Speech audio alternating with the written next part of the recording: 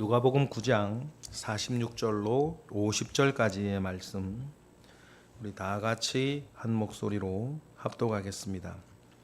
제자 중에서 누가 크냐 하는 변론이 일어나니 예수께서 그 마음에 변론하는 것을 아시고 어린아이 하나를 데려다가 자기 곁에 세우시고 그들에게 이르시되 누구든지 내 이름으로 이런 어린아이를 영접하면 곧 나를 영접함이요 또 누구든지 나를 영접하면 곧 나를 보내신 이를 영접함이라. 너희 모든 사람 중에 가장 작은 그가 큰 자니라.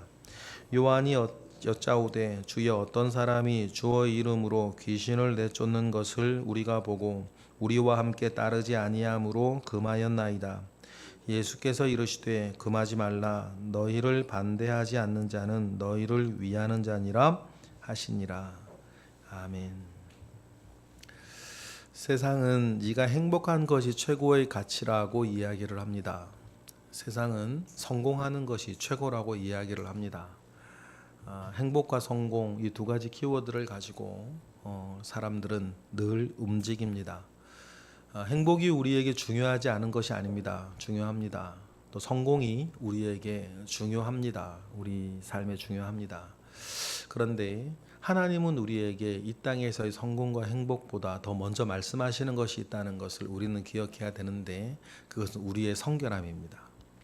하나님 우리가 이 땅에서 의롭기를 먼저 원하시고 하나님 먼저 이 땅에서 우리가 거룩하기를 원하십니다. 이 순서가 바뀌면 안 되는 거죠. 순서가 바뀌면 행복이나 성공을 위해 다른 모든 것들이 희생돼야 된다는 것입니다. 그래야 되는 순간이 옵니다. 그런데 이 땅에서의 거룩함과 성결함과 의로움 같은 맥락의 얘기인데 이것이 우리보다 먼저 있을 때 의로움과 거룩함과 성결함을 위해 다른 것을 희생할 줄 아는 사람이 돼야 되는 것입니다. 이래야 그 의로움의 기초가 되고 그 성결함과 거룩함의 기초가 되어지는 하나님 아버지 앞에 우리는 바로 설 수 있는 것입니다. 이것이 중요한 여러 이유 중에 하나만 이야기하면 우리가 행복해야 할, 우리가 성공해야 할 이 세상에서 우리의 삶이 그리 길지 않기 때문입니다. 정말 길지 않습니다, 여러분. 이 땅에서 우리의 삶이 얼마나 되겠습니까? 근데 그 사이에서 어깨 싸움하고 성공하고 이런 행복하기 위해 혈안이 되어 있는 건 이 땅에서의 삶이 전부 다인 사람들이 그렇게 하는 것입니다. 이 세상에는 정말 이 세상의 전부인 사람이 있지 않습니까? 그러나 우리의 가진 바 복음과 믿음은 이 땅에서의 짧은 이 세상에서의 삶이 전부가 아니고 우리는 전혀 다른 더 크고 영원한 하나님의 나라를 향하여 가고 있는 사람이라는 것을 여러분 꼭 명심하셔야 됩니다. 그래서 우리를 이 땅에 나그네라 부르는 것이고 또 이 땅에 우린 속하지 않은 자라 성경은 우리에게 말하고 있는 것입니다.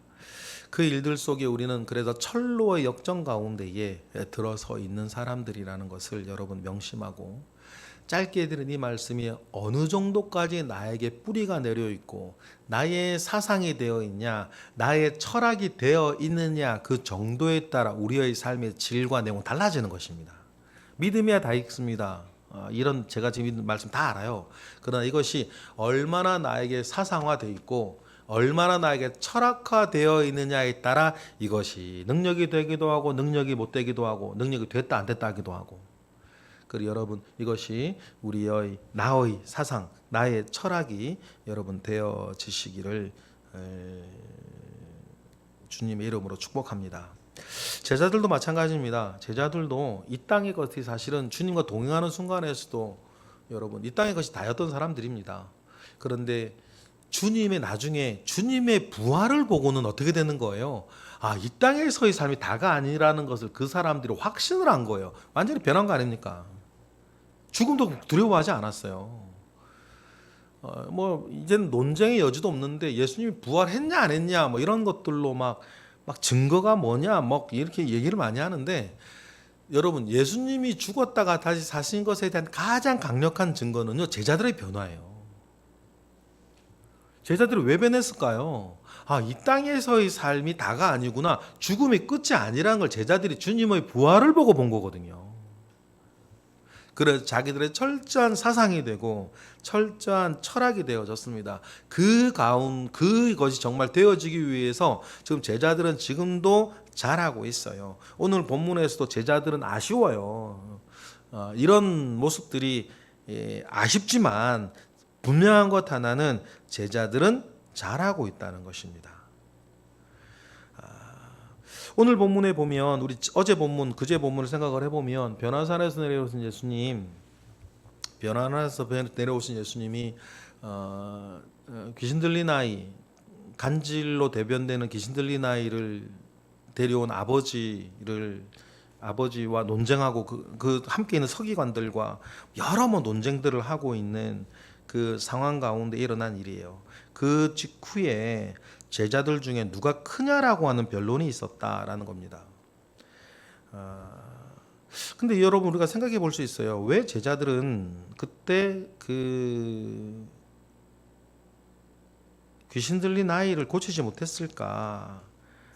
여러 귀신의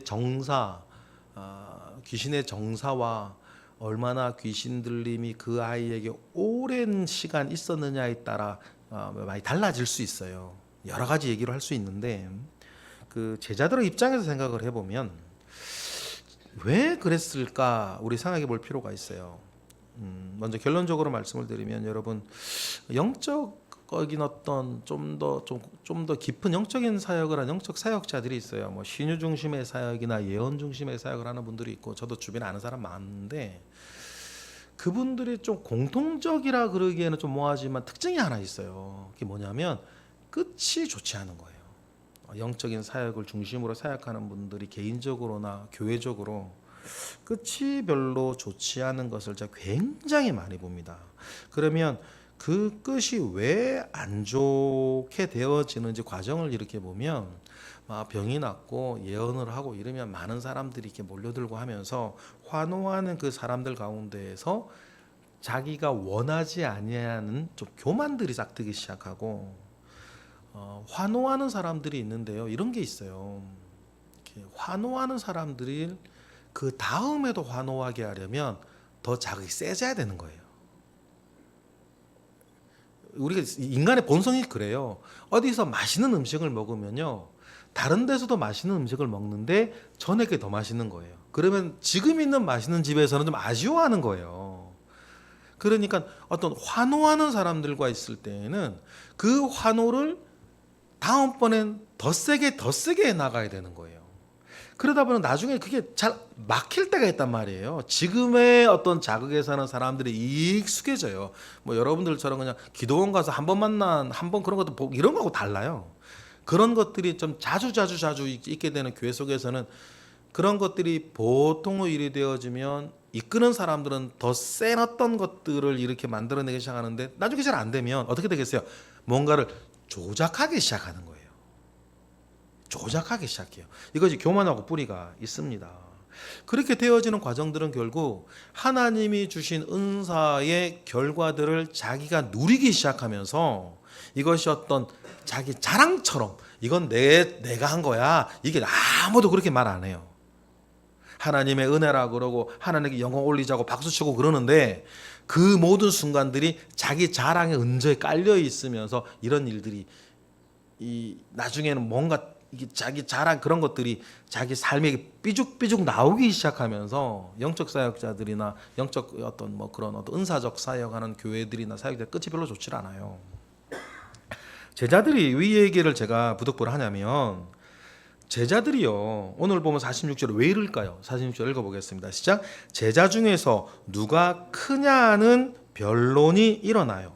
그 직전까지 주님이 어제 보면 마지막 절에 뭐라 그러셨어요? 주님이 자기가 다른 사람들의 손에 넘겨져서 고난받아 죽을 것에 대해서 이야기를 하셨고, 만약에 주님이 그걸 농담으로 여겼더라, 제자들이 농담으로 여겼다라고 하면 모르겠어요.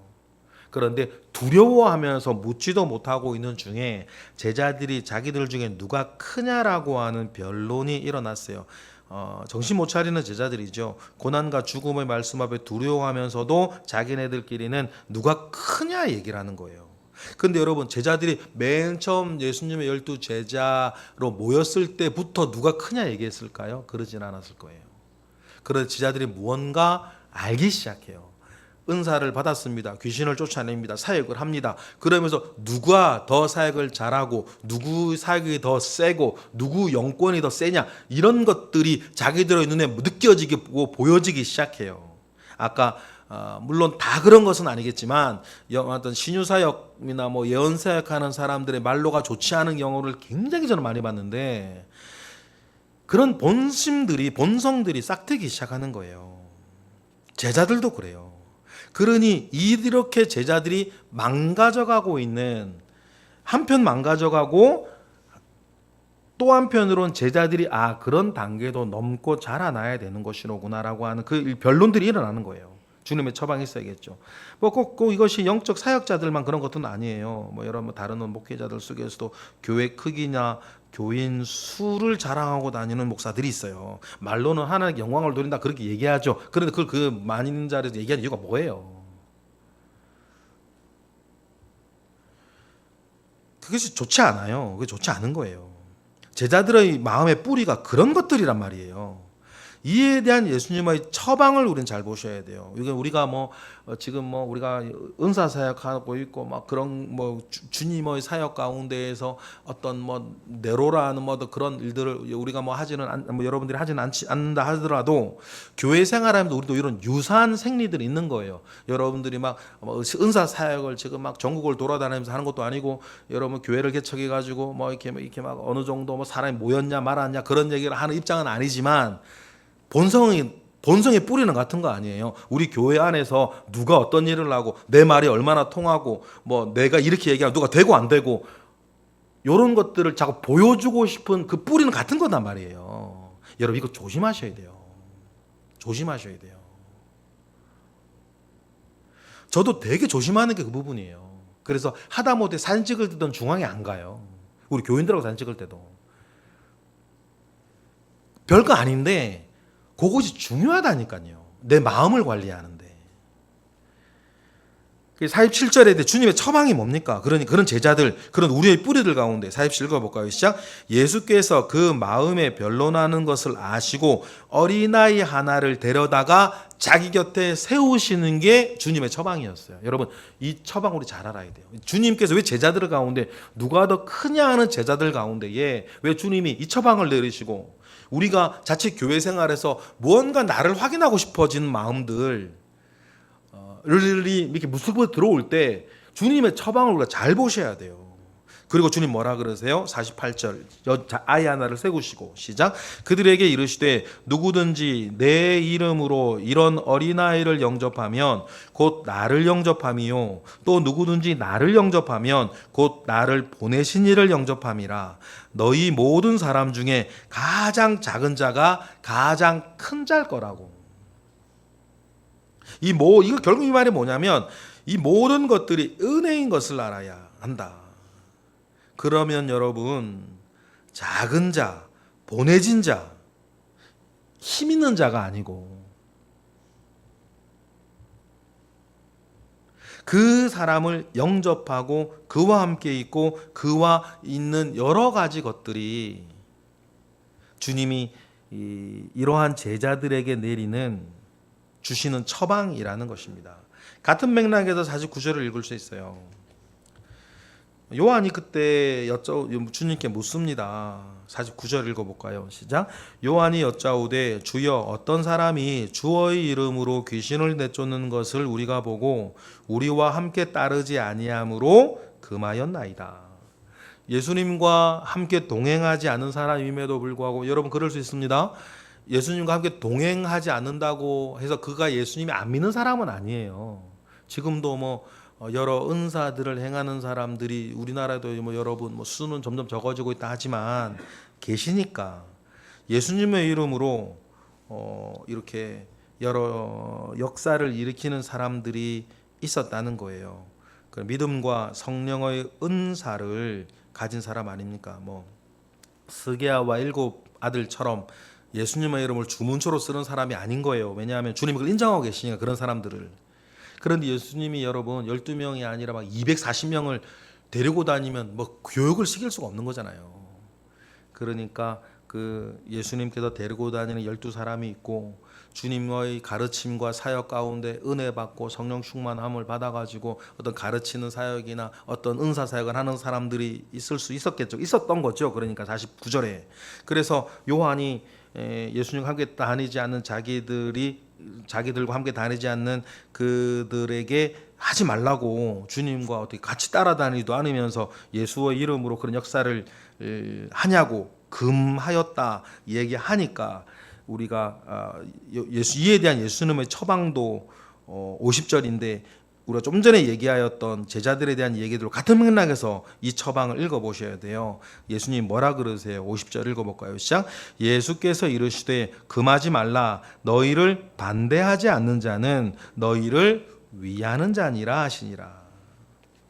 예수님을 여러분 이렇게 12명의 예를 제자라면 예수님을 12명이 독점하려고 들면 안 된다. 왜 그럴까요? 이 독점하는 것에서 힘이 나와요. 예수님 독점하는 힘이 나와요. 그래서 뭐 예를 들어서 교회 안에서 어떤 뭐 담임 교역자다라고 하면 다른 사람 다 자기가 독점하려 그런 사람들이 있어요. 이거 위험한 거거든요. 위험한 거예요. 마찬가지로 예수님을 독점한 예수님과 함께 이게 뭐 특허 같은 거예요? 다른 사람 못하게 하는? 아니 당파 짓는 건가요? 예수님께서 그런 것들이 아니라는 얘기를 하시는 거예요. 그래서 분리주의를 배격하는 것입니다. 중요한 것은 지금 예수님과 시간과 몸으로 따르느냐 따르지 않고 있느냐가 중요한 게 아니라 정말 중요한 건 뭐예요? 진리의 교리와 도덕성 가운데 사역을 하고 있느냐가 더 중요한 거 아니겠어요? 지금도 마찬가지예요. 진리의 교리와 도덕성 아래서 주님의 이름을 가지고 사역을 하는 게 중요하지 지금 주님을 따르고 있냐 따르고 있지 않느냐보다 그게 더 중요하다. 요 이야기를 하시면서 주님께서 주님의 사역을 너희들 독점하여서 당파를 짓고 이걸 갖다가 이제 너희들의 힘과 너희들의 우열의 근거로 삼는 것들에 대해서 배격을 하시는데 이것이 우리의 교회 생활에 굉장히 중요합니다. 굉장히 중요해요. 이를 통해서 여러분 사도 요한이 지금 배우고 있습니다.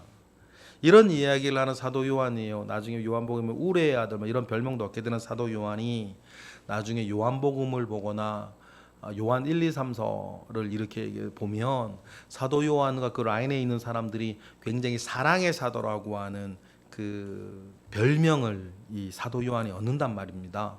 그런데 사도 요한도 처음부터 그런 건 아니었어요. 그래 모두에 말씀드렸던 것처럼 아쉬운 모습의 제자들이지만 지금 제자들이 뭐 하고 있다? 잘하고 있다. 요한도 마찬가지.